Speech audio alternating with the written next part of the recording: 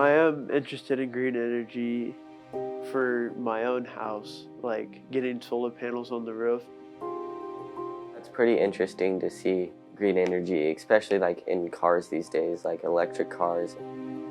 In science class, we learned that all these cars and stuff are spitting out a bunch of carbon dioxide.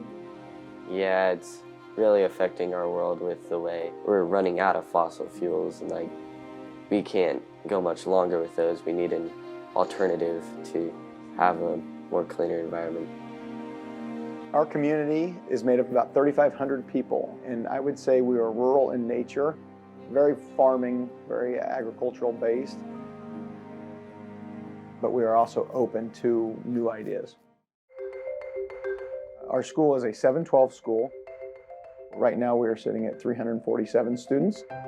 My favorite part of work is coming to school every day and watching kids be successful. I think it's pretty amazing when kids want to be at school and they want to learn. We do talk a lot about renewable energy and non-renewable energy, how they intermingle and how it affects us in the world.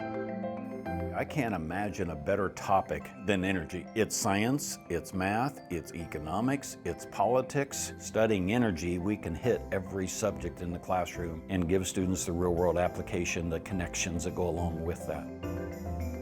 STEM means science, technology, engineering, and math.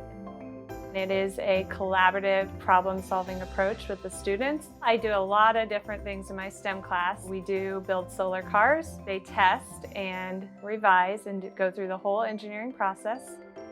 So what are we focusing on? This right here, right?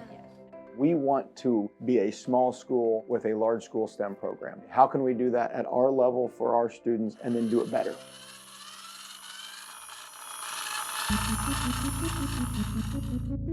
The BTU crew is STEM. It's science, it's technology, it's engineering, it's mathematics, but it's an opportunity to use an integrated form of teaching. It's interdisciplinary.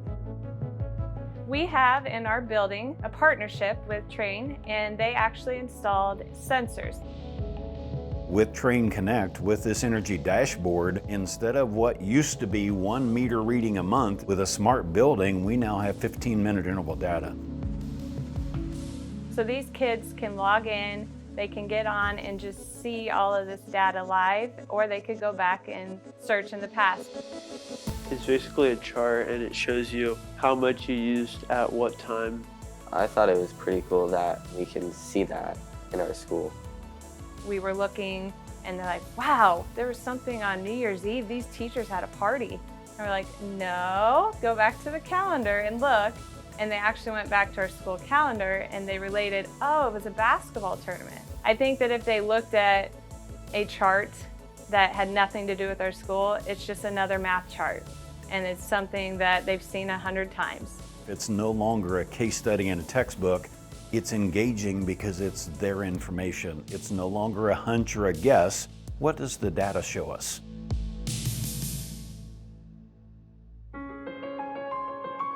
It's not just a student that's going to be a data scientist that needs to be familiar with how we collect and analyze data. We start teaching critical thinking. Why are we collecting the data? And how do we step by step move in a direction that we want to go?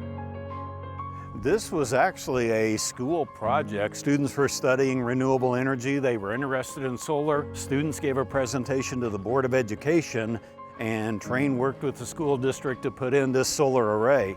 And now students on using Train Connect, just like we can see the energy use in the building, now they can also pull up the data for how much electricity is being generated by these panels. So it really is a discussion for students about renewable energy, non-renewable energy, and how do we use all of these pieces moving together towards a more sustainable future. We've had students come up with ideas like, in our bathrooms specifically, they're like, well, why do we have the bathroom lights on all the time? Why don't we just go off of motion detection? And because students said things got done. The opportunities that our kids have been presented because of Train aren't just limited to data analytics. We have a wind energy team now that has placed in the nation multiple times. It's incredible what students are able to do when we give them the opportunity and just let them run with it. and now they get to go match up in a regional, a state, or even a national level and showcase what they're learning. Looking at our STEM program from our parents and from the community, they are all highly supportive, and at this point in our STEM program, they expect us to try to go to nationals in KidWin. They expect us to do the robotics. Careers are out there and they are only getting more and more. Students, not only are they learning the problem solving and the collaborative skills, but they are learning about all these different opportunities. They've really focused on making sure we do good after high school. It is in our world, it's in the news. These are conversations being had all over the world. To have the students exposed to that and to have conversations about all sides is a really good thing.